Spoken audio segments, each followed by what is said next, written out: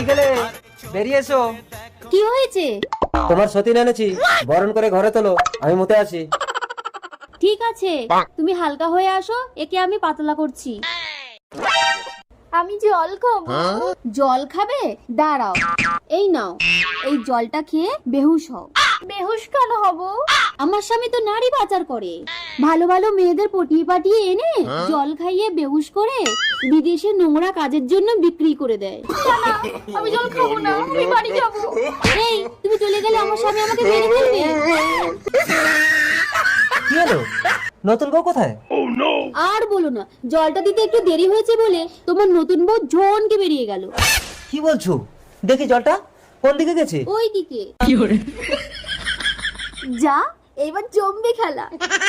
নতুন বউ, ও নতুন বউ, আমি নিজের হাতে তোমার জন্য জল এনেছি। আমি জল খাবো না।